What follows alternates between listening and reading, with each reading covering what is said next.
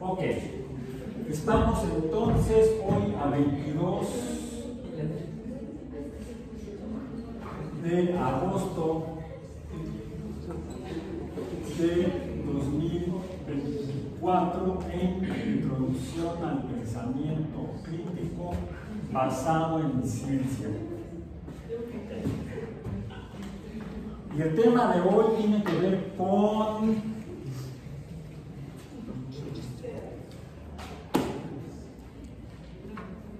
piezas de museo. Ciencias físicas y naturales. Segundo libro del doctor Mario Leal. Ya, como se dan cuenta, está.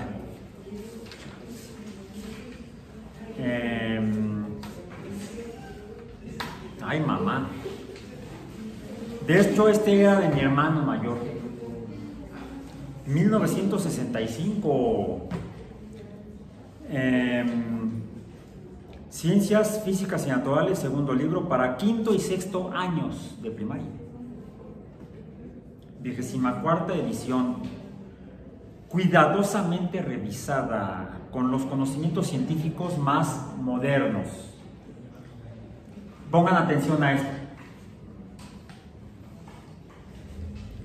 Ciencias físicas y naturales.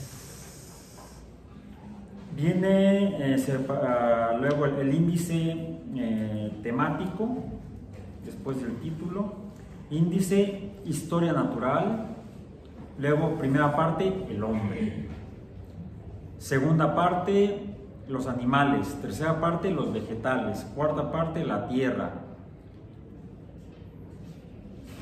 luego viene física. Sí, física. Bueno, bien aquí los capítulos. Primera parte del hombre, capítulo 1, movimiento y locomoción, capítulo 2, digestión y absorción, capítulo 3, circulación, capítulo 4, respiración, capítulo 5, excreción, capítulo 6, sistema nervioso, capítulo 7, sentidos y sus órganos. La segunda parte, los animales, los vegetales, cada uno con sus capítulos correspondientes. Decía yo, luego cuarta parte, la tierra, y luego viene física, y luego viene química, en quinto y sexto de primaria.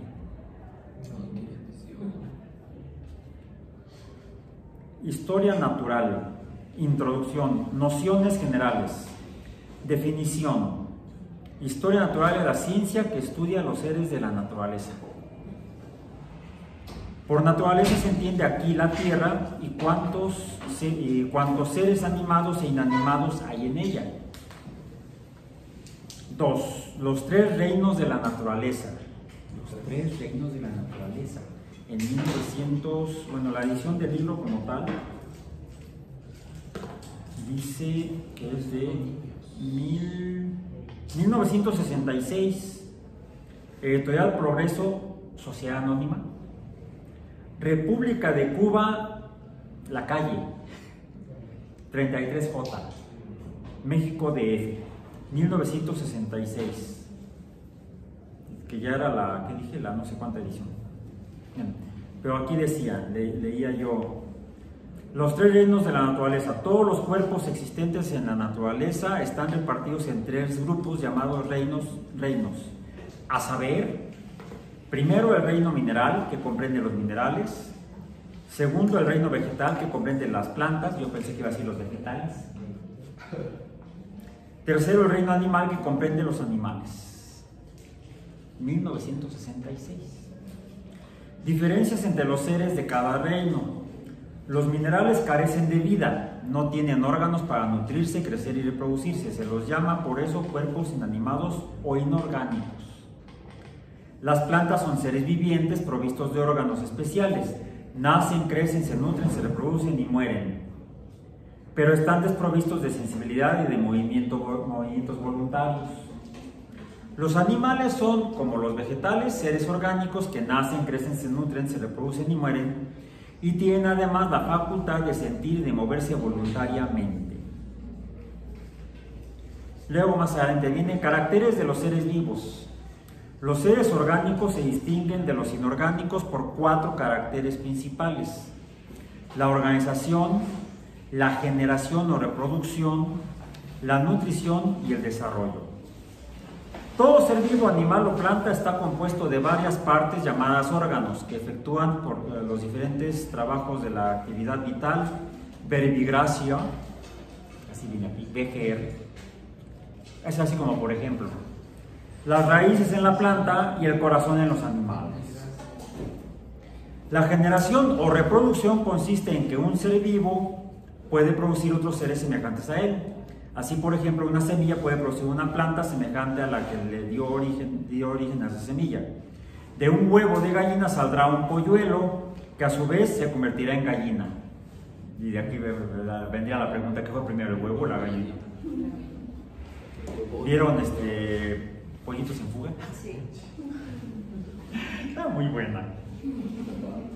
La nutrición consiste en que los seres vivos se alimentan, es decir, toman del exterior lo que necesitan para su subsistencia y para reparar las pérdidas de su organismo.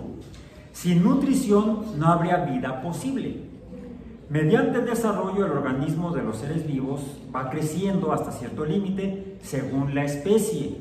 Después de algún tiempo ese organismo se gasta, decae y perece. Y aquí fíjense lo que dice, el siguiente punto es célula. Gracias a las observaciones que se pueden hacer con el microscopio, se ha llegado a saber que todo ser vivo, planta o animal, está formado de elementos o partes pequeñísimas denominadas células. Estas tienen diferentes formas según la parte del organismo a que pertenecen, bla, bla, bla, bla, bla. Partes de la célula, vida y multiplicación de las células, y viene hasta algunos esquemas que muestran a las células. 1966. Y aquí más adelante vienen plantas, raíces, por ahí un pulpo, unos pulmones. Luego por aquí, presión atmosférica, decía física, ¿no? Presión atmosférica. Hablaba yo del Concorde. Bueno, esto es antes del Concorde. Aunque también es ahí Air France y Pan American. Bueno, Pan American ya no existe, Air France sí existe. Y más adelante viene corrientes de inducción, diagrama de circuito telefónico, química, combustión lenta, propiedades, agua, H2O, estado natural y tensión. Ácido clorhídrico, HCl, en sexto de primaria. Decía yo que eso fue en 1966, los niños en la primaria estudiaban. ¿Qué decía yo? Decía ahí, el libro dice Ciencias Físicas y Naturales.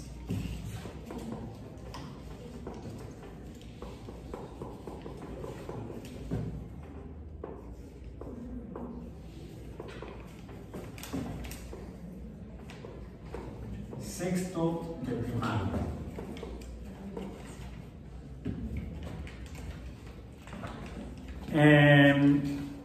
¿Por qué tengo yo este libro? Porque me gusta coleccionar libros, pero no sé si es tradición, reliquia familiar. El hecho es que lo guardé y lo tengo y lo uso para temas como el de hoy. Nuestro tema de hoy es la educación en ciencia. Esto era un material, un libro de texto de educación primaria sobre ciencias en 1966.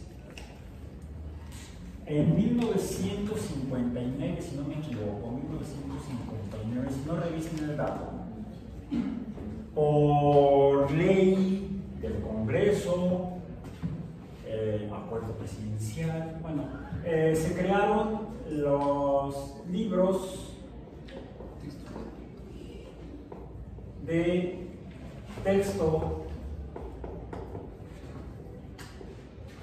gratuitos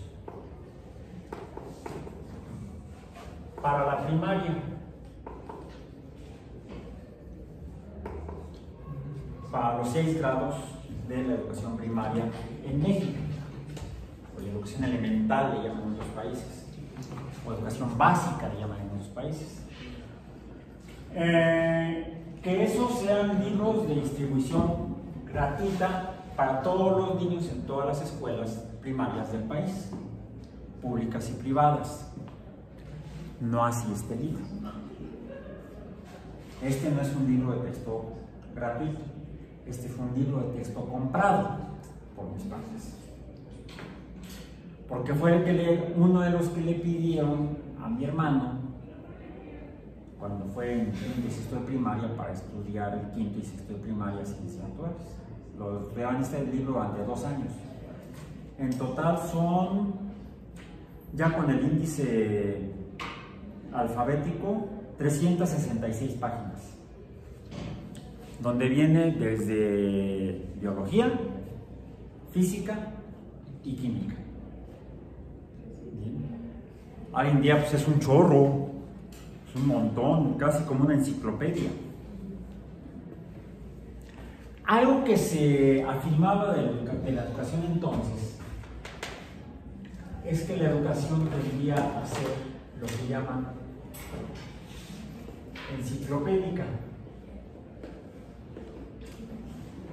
¿Qué es una enciclopedia o qué es la enciclopedia? Un conjunto de libros.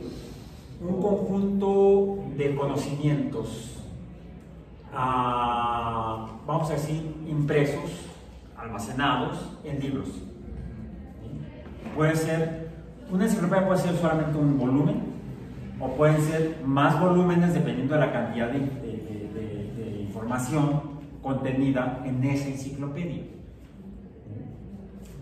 De hecho, es una corriente filosófica desarrollada después de la Ilustración, o durante la Ilustración francesa.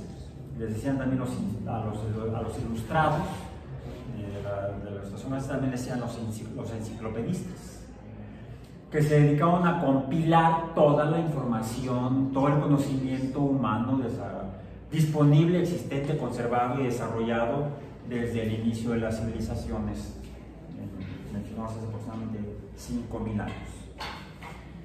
Y lo que se planteaba en la educación básica o primaria era empezar a incutirle eso en la cabecita hasta todos los niños y niñas del país, al menos en México. Se le llamaba una educación enciclopédica. Y de alguna manera se evaluaba, se medía, se calificaba la adquisición o aprendizaje de ese conocimiento. Eso en los años posteriores, ya sobre todo en la década de los 70s y 80s, se empezó a ser cuestionado. Porque decían que era tortura psicológica, tortura infantil. No sé. Por otro lado, en la década del 50, 60,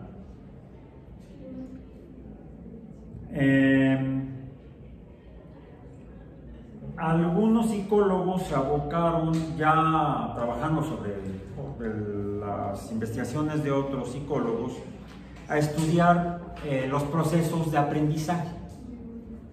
Cómo aprenden las personas, cómo aprenden los niños.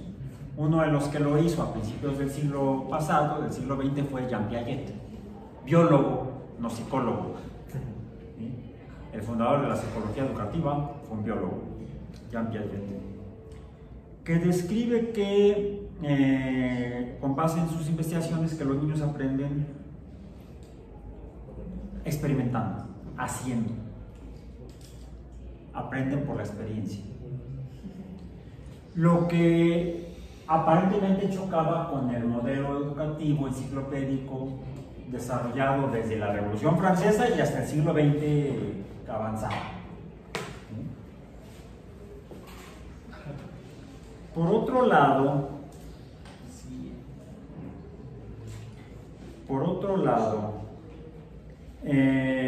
precisamente estos psicólogos educativos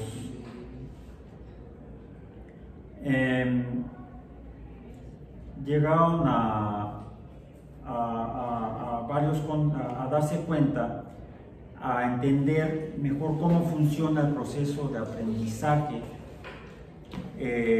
ya no solamente en los niños en casa, en los núcleos familiares, en la sociedad misma, sino en el espacio escolar, en la educación escolarizada. Y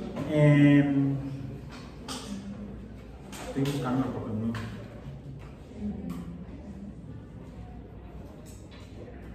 Sí, aquí está.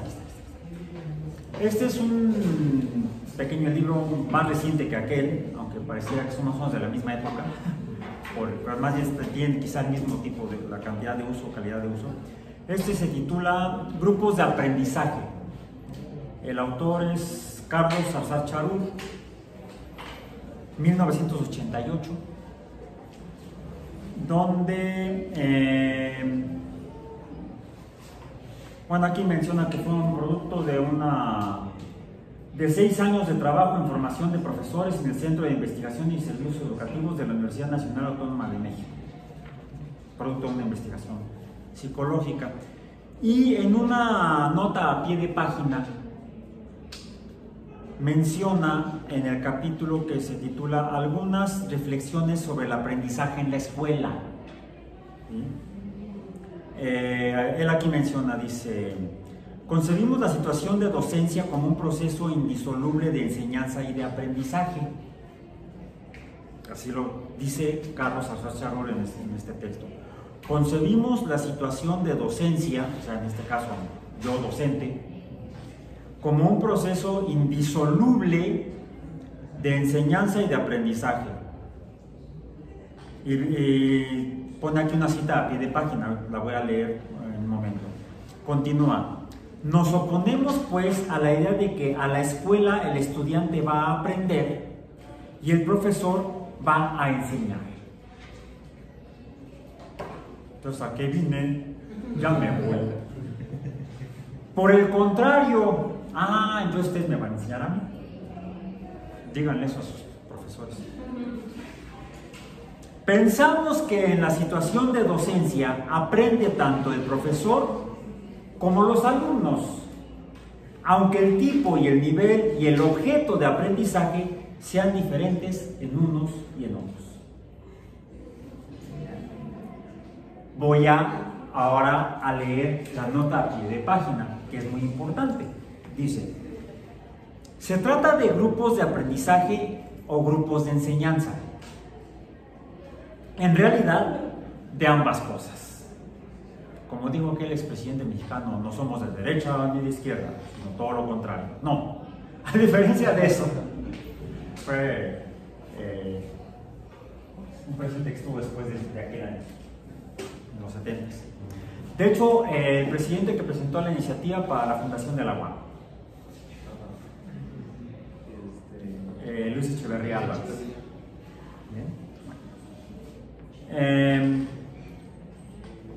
Ok. Y este es un punto fundamental de nuestro planteo. Enseñanza y aprendizaje constituyen pasos dialécticos inseparables, integrantes de un proceso único en permanente movimiento, pero no solo por el hecho de que cuando hay alguien que aprenda, tiene que haber otro que enseña, sino también en virtud del principio según el cual no se puede enseñar correctamente mientras no se aprenda durante la misma tarea de enseñanza. Aprendizaje y enseñanza están tan solidariamente relacionados que, con frecuencia, en los grupos operativos que se ocupan de este tema, se acuñó un neologismo que primero apareció como lapsus y que integra ambos términos: enseñar. José Bleger, Temas de Psicología, páginas 55 a 58 a 60. Es una obra, dice OPSIT, o sea, lo citó antes, este Sarsar-Charur. Déjenme ver por acá si viene. José Bleger, Revium. Bueno, no importa tanto cuándo lo escribió, sino quién lo escribió y el hecho que lo escribió. ¿Sí? está muy citado, muy citado, muy citado. Bueno. El hecho es que José Obleger, psicólogo argentino, que se dedicó a estudiar la psicología del aprendizaje, de la educación, más bien psicología educativa, llegó a esta conclusión, la comunicó y la discutió con sus colegas y llegaron en consenso los psicólogos en aquellos años, finales de los 50, principios de los 60, a que la educación es un proceso compuesto por dos elementos indisolubles y que operan simultáneamente, la enseñanza y el aprendizaje, y no son estos dos espacios y dos momentos y dos esferas no disociadas en la escuela, aunque muchas veces así las presentamos. Llega el profesor o la profesora y se pone a dictar la clase. Si será un dictador, entonces esa persona sí será una dictadora. Las personas que están ahí enfrente, el alumnado, que por cierto, triste nombre que se les da a los estudiantes en la UAM, categoría, es calidad de alumno o alumna. Cuando ustedes presentan su concurso de ingreso a la UAM y son aceptados después del concurso, se les invita a inscribirse, vienen a hacer todo el proceso de inscripción, se les registra como una matrícula y entonces adquieren la calidad de alumno o alumna para cursar un plan de estudios. Bueno, desafortunadamente, alumno o alumna significa sin luz. Así, el profesor catedrático o dictador, su papel al estar aquí como enseñante, su papel es el de, si ustedes son alumnos, o sea, sin luz, yo vengo a iluminarlos. Ya les iluminé, ya me puedo ir. Ya han recibido la luz del conocimiento. Han sido iluminados. Eso en cuanto a la parte etimológica. Y muchas veces en cuanto a la realidad desafortunada de la educación en muchos lugares del mundo, y ha sido y sigue siendo en México. En los diferentes niveles educativos. Así se opera en las aulas. Por un lado está la persona, el catedrático o catedrática, docente, maestro, maestra, profesor, profesora. Viene, arroja la información, ustedes como que la captan, la cachan, ¿sí? A ver, te digo, abre la boca, ¿sí? Te lo tragas y en el examen lo vomitas. ¿Y qué queda después de cualquier tipo de vómito? Un malestar. Deja tú que no quede nada adentro, queda un malestar. ¿Sí? Es una buena analogía de realmente cómo funciona la educación convencional.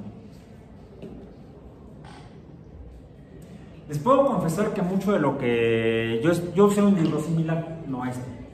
¿Sí? Mucho de lo que estudié en esos años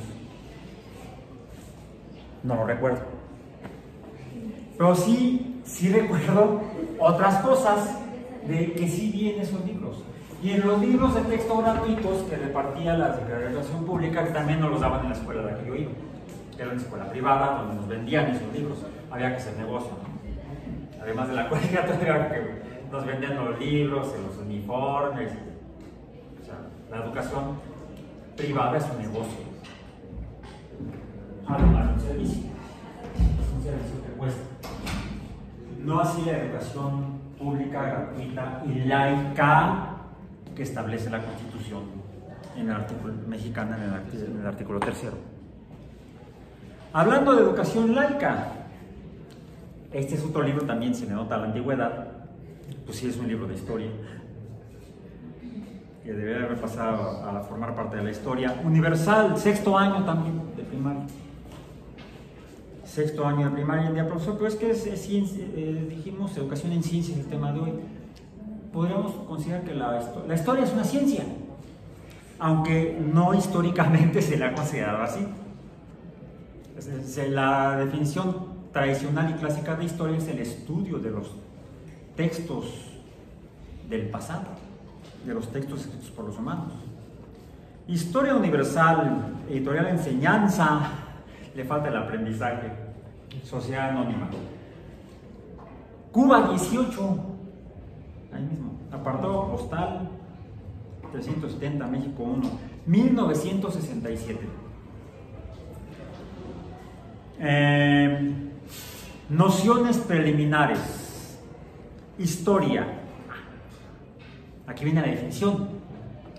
Historia es la relación y exposición verídica, razonada e interesante de los, o sea, si es aburrida, no lo es, de los acontecimientos pasados y hechos memorables cuyo recuerdo se ha conservado entre los hombres.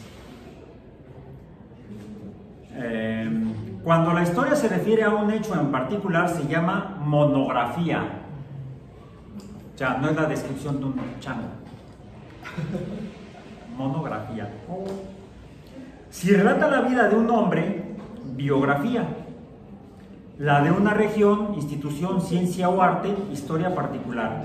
La de una nación, historia patria. Y la del género humano, universal. Fuentes de la historia. Denomínase fuentes históricas los testimonios o medios que directa o indirectamente dan noticia de los acontecimientos históricos. Estas fuentes se clasifican en orales e intravenosas. No digo cuáles son las otras porque...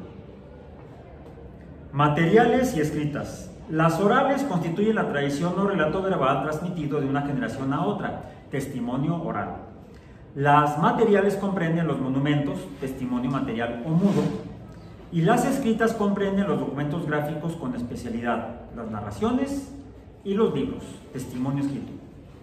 Viene aquí luego ciencias auxiliares de la historia, y luego divisiones de la historia general, así como dividían el mundo en reinos. Aquí en este libro dividen la historia en... Dice, divisiones de la historia general. Los acontecimientos históricos pueden agruparse en 4 grandes periodos. Historia antigua, que comprende el relato de los hechos más remotos de que hay memoria hasta la caída del Imperio Romano de Occidente. 476 después de JC. Así dice, de JC. Juan Carlos, ¿sabes?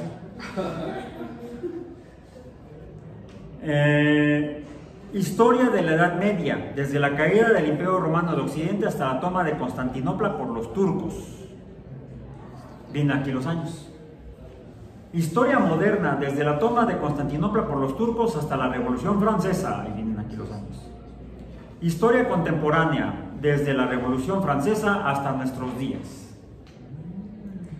Luego menciona aquí el mundo conocido por los antiguos, habla de Eurasia, África, el Océano Índico, China Meridional, el Océano Atlántico, Asia Menor, Indochina, Abisinia.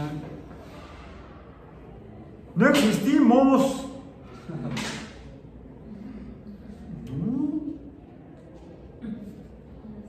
Llamámonos, no existimos. Primera edad del mundo. Digo, esto fue en la escuela. Este libro nos lo dieron junto con los libros. Bueno, nos lo vendieron y nos dieron luego los libros de texto gratuitos. Entonces, con este en sexto de primaria estudiábamos. Este sí le puedo haber gustado. No, este ya no lo usé, porque me cambiaron de escuela. A otra escuela también privada. Pero del mismo sistema, aunque menos radical que la original. Primero fue el Colegio Cristóbal Colón, del sistema lasallista, de las escuelas de la Orden de los Hermanos de Jean-Baptiste de La Salle o de La Salle. Ahí estuve desde primero hasta tercero de primaria y luego mi papá nos tuvo que cambiar al Instituto Simón Bolívar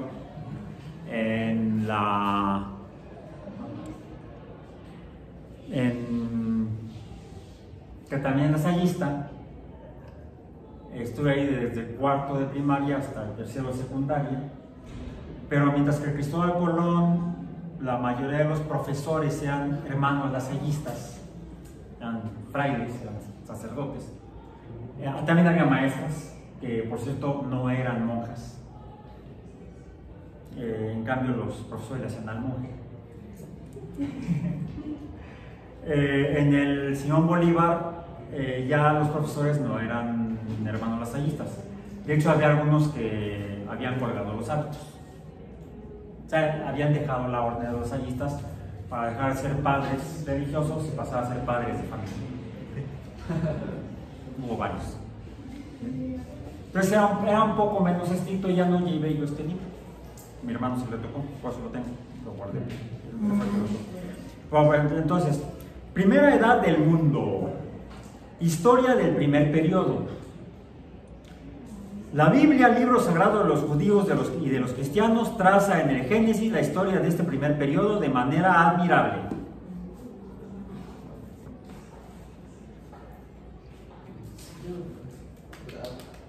Regresemos a los libros textuales.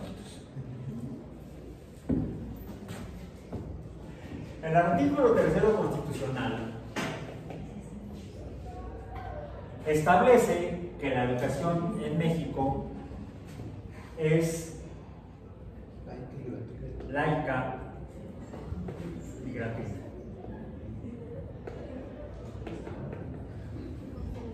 Se ha ido reformando con los años, se han ido haciendo cambios, pero esto no ha cambiado. Esto, el contexto en cuanto al nivel educativo, sí. En estos años, solamente la educación primaria y la educación básica, que era la primaria, creo que la secundaria, eran gratuitas. Las demás no. Incluso por eso, al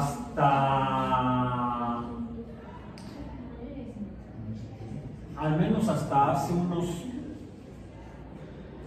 15 o 20 años, no estoy seguro de los datos, la Secretaría de Educación Pública entregaba en las escuelas, para el uso de los niños y las niñas, los libros de texto gratuitos, esos primero eran los de la Madre Patria y luego otros diferentes, en las primarias, los cuales los editaba y los sigue editando, creo que hasta la fecha, la Comisión Nacional de Textos Gratuitos, la CONALITEG. Mientras que a los de secundaria se les daba la concesión a empresas editoriales privadas de editar los volúmenes que en las escuelas públicas la SED entregaba o entrega de manera gratuita. No así en las privadas. En las escuelas privadas hay que comprarlos, en las secundarias privadas. En las primarias privadas se entregan los libros de texto gratuitos y ocasionalmente, como la educación privada es un negocio, pues también le venden, como en aquellos años, libros a los papás para los niños. Se usan los dos, por cierto, se usan los dos. Traigo aquí algunos ejemplares de libros de secundaria, de ciencias, editados con base en la reforma que entró en vigor en 2006, al final del gobierno de Vicente Fox, cuyo secretario de Educación fue el doctor Reyes Tamés Guerra, que creo que había sido rector de la Universidad Autónoma de Nuevo León. Entonces se trataba de un científico que fue secretario de Educación Pública, quien, para llevar a cabo la reforma a la educación secundaria, se le llamó originalmente, voy a poner aquí los años del gobierno.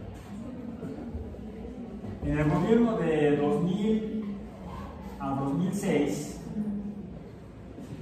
se planteó por parte de la SED la reforma integral a la educación secundaria.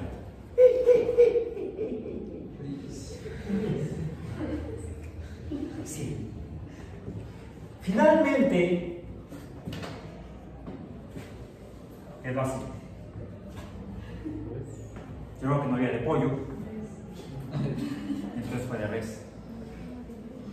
Y para llevarla a cabo, la Secretaría de Educación Pública decidió asesorarse o consultar a académicos mexicanos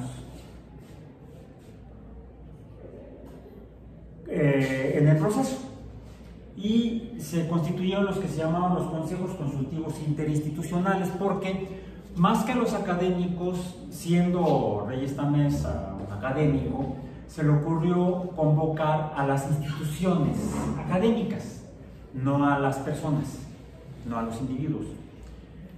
A las instituciones académicas como la Universidad Nacional, la Autónoma de México, la UNAM, la Autónoma de Nuevo León, el Instituto Politécnico Nacional, el CONACYT mismo, diferentes, incluso algunas agrupaciones donde trabajan los académicos de cada uno de los campos de conocimiento.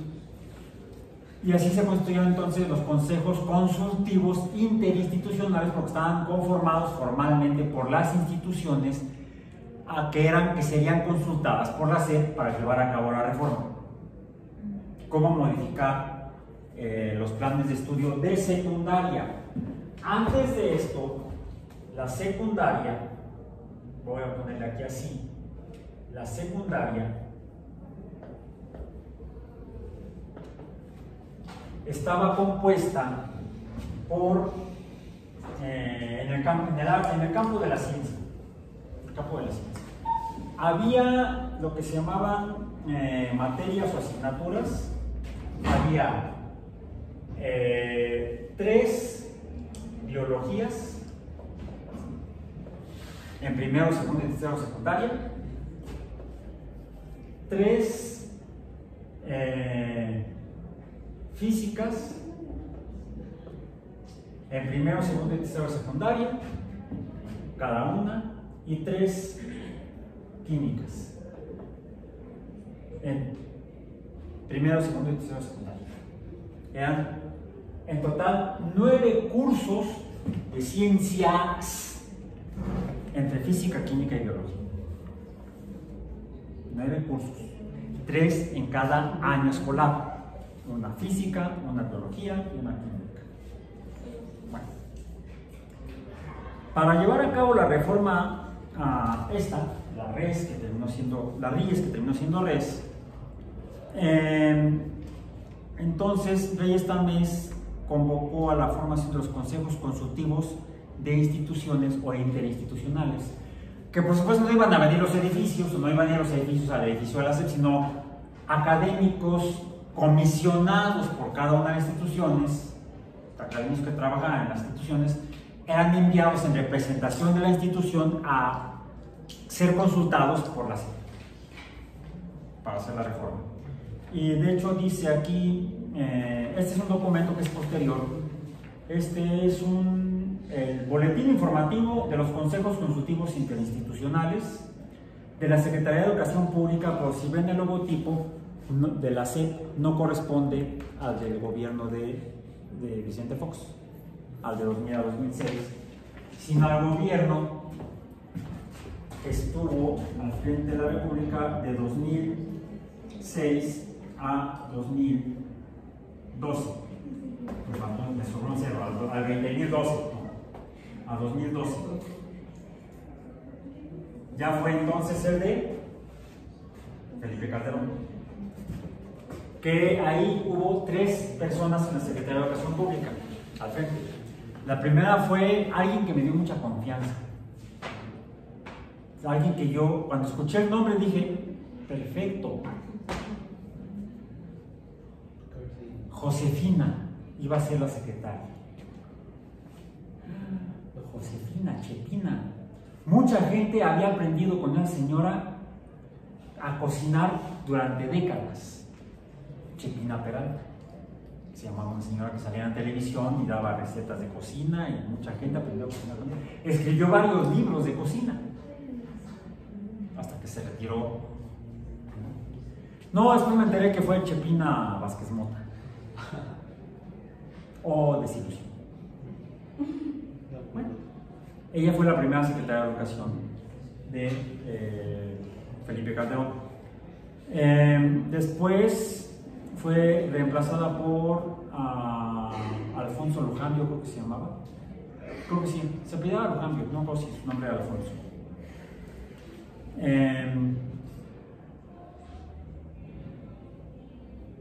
Aquí todavía está el nombre de Josefina Vázquez Mota.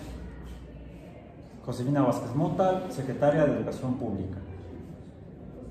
Subsecretario de Educación Básica, José Fernando González Sánchez. ¿Y ese qué? No sé. Okay.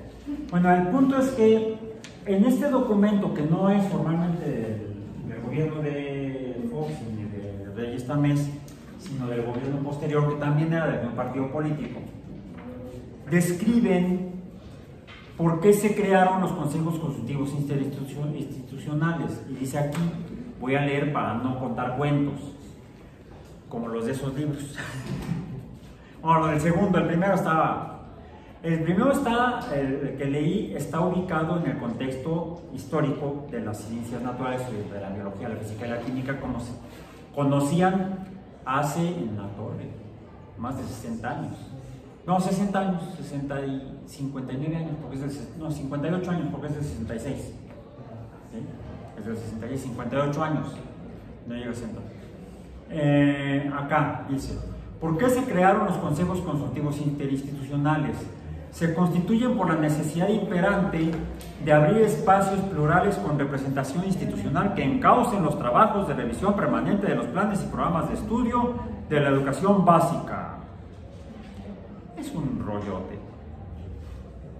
Y dice, y así que el 26 de mayo de 2006, todavía en el gobierno anterior al de este documento, se publica en el Diario Oficial de la Federación el Acuerdo Secretarial 384 por el que se establece el nuevo plan y programas de estudio de la educación secundaria. En su artículo 7, el acuerdo establece específicamente, bla, bla, bla, bla, bla. Menciona aquí que se habían constituido 10 consejos consultivos interinstitucionales. Uno de ciencias, uno de historia, uno de español, uno de matemáticas, uno de geografía, uno de formación cívica y ética, uno de lenguas extranjeras, uno de educación física, uno de artes y uno de tecnología. Si se dan cuenta, corresponden a las áreas que comprenden las asignaturas de la educación primaria, casualmente. ¿Bien? Y también a lo que había en la secundaria previo al 2006, cuando entró en vigor el nuevo plan y programas de estudio de educación secundaria el 26 de mayo de 2006 para empezar a operar a partir del ciclo escolar de 2006-2007.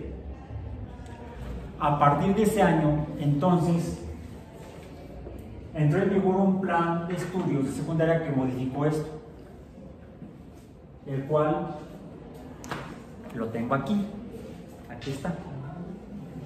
Bueno, como no se ve bien, les voy a sintetizar. Secundaria, español, lengua extranjera, matemáticas 1, 2 y no, español 1, 2 y 3, en otras palabras, los 3 años de secundaria. Lengua extranjera, inglés o francés, no dice, bueno, pues supone que también es los 3 años. Matemáticas 1, 2 y 3, que ritmo tan chévere. Ciencias 1.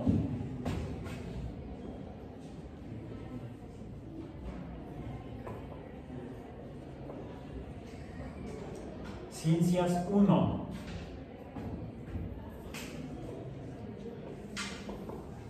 Ciencias 2.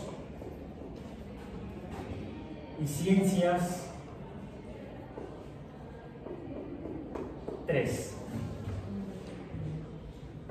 Abajo entre paréntesis dicen con énfasis en biología, no biología, sino ciencias con énfasis en biología. Ciencias 2 con énfasis en física y ciencias 3 con énfasis en química.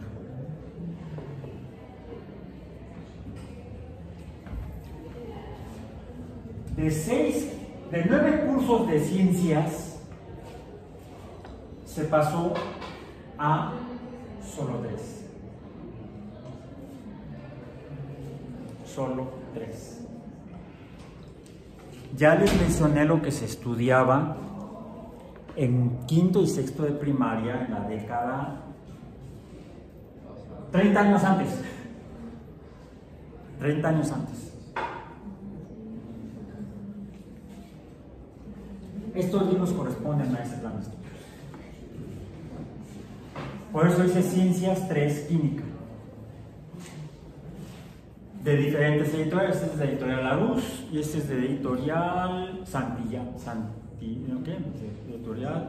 Sí, Santillán. Sí, a ver. Este por acá. Vamos a dar los de. Aquí estos de las dos. Química y Cambio 3, secundaria. A ver, por acá.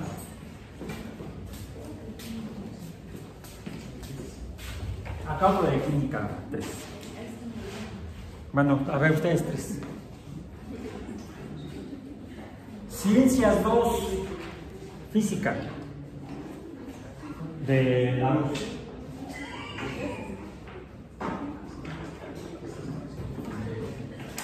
Química y Cambio 3. Por acá.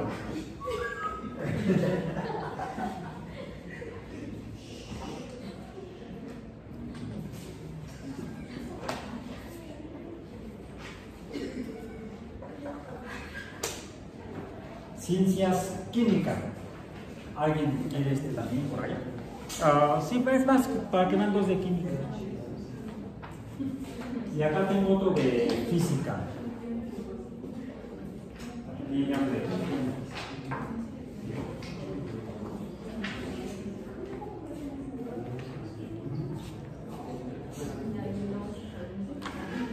Los voy a... Es más, aquí vienen, en este que es el boletín de los consejos consultivos interinstitucionales, donde ya se presenta el plan de estudios de la reforma aprobada en el gobierno previo a este.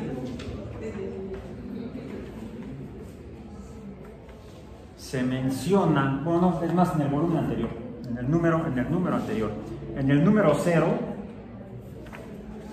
Déjenme ver. ¿Sí fue este? No. ¿Cuál fue?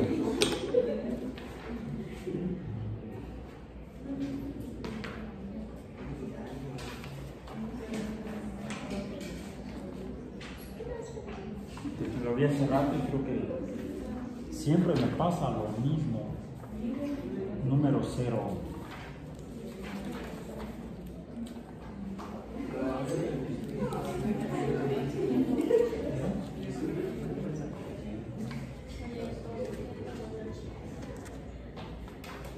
Bueno, sí, aquí, de hecho aquí vienen los nombres de los consejeros que integran los consejos consultivos de artes. Y viene aquí Rosa María Torres Hernández, coordinadora del Consejo, Universidad Pedagógica Nacional. Consejo Consultivo Interinstitucional de Ciencias, doctor Fernando Flores Camacho, coordinador del Consejo de la UNAM. Vienen aquí otros, maestra Mirna Villavicencio de la Facultad de Ciencias de la UNAM, doctor Raúl Alba, Universidad Autónoma Metropolitana. Sí, ahí me aventaron. Doctora en Ciencias Biofísico-Químicas, profesora de Biofísica, Fisicoquímica, Química Orgánica, Química Analítica, Bioquímica, Bioinformática y Decoración de Interiores. Ha desarrollado grupos de aprendizaje de Química y Fisicoquímica en Ciencias Biológicas y de la Salud. Ha diseñado y construido recursos de Internet para educación en Ciencias Químicas y Biológicas. Es miembro de la Comunidad de Educación y de la Comunidad de Salud, Corporación Universitaria para el Desarrollo de Internet.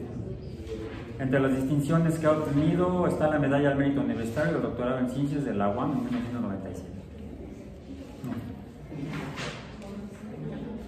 Pero lo que quería yo compartirles era... ¿Dónde? Pues aquí, creo que es aquí. Donde dice aquí, Ah, sí, es en este, donde está el del plan de estudios, cómo se redujo. Reunión del subsecretario de Educación Básica, maestro Fernando González Sánchez, con los integrantes de los consejos. En la víspera del inicio del ciclo escolar 2008-2009 y de la implementación de la etapa de prueba del Plan 2009 de los programas de estudio de educación primaria, ojo, primaria, el subsecretario de Educación Básica, maestro Fernando González Sánchez, invitó a la primera reunión con los integrantes de los 10 consejos, con el propósito de presentar los documentos curriculares que son la base en la etapa de esta prueba piloto. Los materiales que se entregaron a los consejeros fueron educación básica, primaria, plan de estudios, etapa de prueba y educación básica, primaria, programas de estudio 2009 y las respectivas guías de actividades. Este acto marcó el inicio de la distribución de estos materiales en cerca de 5,000 escuelas de educación primaria en toda la República Mexicana y con ello el proceso de renovación curricular de educación primaria y la articulación curricular 2007-2012. Bueno, al respecto nos pidieron nuestra opinión y la dimos. Carta a la Subsecretaría de Educación Básica de la SEP por el Consejo Consultivo Interinstitucional de Ciencias, del cual formé parte. El Consejo Consultivo Interinstitucional de Ciencias, después de analizar y discutir la propuesta del nuevo plan de estudios para la educación primaria y en particular el programa de Ciencias Naturales, recibida el 15 de agosto de 2008, manifiesta que no posee los elementos necesarios para proporcionar una opinión fundamentada sobre los planes y programas de estudio de ciencias propuestos para la educación primaria. Dado que un cambio curricular supone una gran responsabilidad y compromiso, tanto para las autoridades de la SEP como para los docentes y padres de familia, el Consejo se pronuncia en contra de la generalización de los planes y programas de estudio de la educación primaria se lleve a cabo de manera apresurada durante el ciclo escolar 2009-2010, como se tiene contemplado. Y dimos luego las razones. También nos pidieron revisar los libros de texto gratuito que se formaron para esta implementación de nuevos planes de estudio para la primaria a partir de 2009. Nos habían pedido que revisáramos los programas. Uno primero revisa los programas, los modifica, los revisas, ves si están adecuados o se le hace algo, se le da alguna recomendación, modificaciones, se tienen que trabajar las modificaciones, se revisan las modificaciones y si ya se está de acuerdo que ya todo está bien, son excelentes planes de estudio, entonces se procede a elaborar los materiales educativos, como los libros. Bueno, en esta reunión que se mencionó aquí, también nos dieron los libros. Ya estaban hechos para el ciclo escolar 2009-2010. Lo demás es historia. Denle una revisada a esos libros, así una ojeada, y vean qué encuentran en los 20 minutos que nos quedan. Tomen notas y las incorporan a su informe, resumen, opinión, comentario, reflexión de la semana correspondiente a la semana. Y con esto cerraremos el tema de esta semana, donde ya vimos la sesión pasada fue la percepción pública de la ciencia. No, eso fue la semana pasada. De ahí la evaluación correspondiente. Y la sesión pasada que vimos lo de las afirmaciones, las correlaciones espurias. O sea, datos que se publican siendo falsos porque no hay correlación, no hay relación entre las variables específicas. Aquí, algo que encontramos en los libros de texto gratuitos, edición 2009, en particular el de sexto de primaria, ya les mencioné, este libro tiene 364 páginas. sexto de primaria, o quinto y sexto, diríamos que son 170 páginas de libro por grado, si lo dividimos en la mitad, 180 páginas. El volumen de sexto de primaria de ciencias naturales de la edición 2009 de los libros de texto gratuitos tendría como 115 páginas más o menos, o sea, menos que lo que sería equivalente a un grado de este libro. Pero en ese volumen de 115 páginas más o menos, no recuerdo cuántas son, no lo tengo a la mano, encontré yo más de 110 errores o fallas conceptuales o de enfoque. No estoy hablando de gramaticales o de ortografía. Fallas o errores conceptuales o de enfoque didáctico. O sea, de a una por página, vamos a decir, prácticamente. Y los otros consejos que revisaron los libros de texto de las otras asignaturas de la primaria encontraron lo equivalente. Todo puede hacer las cosas. El secretario González Sánchez es yerno del Baster Gordillo.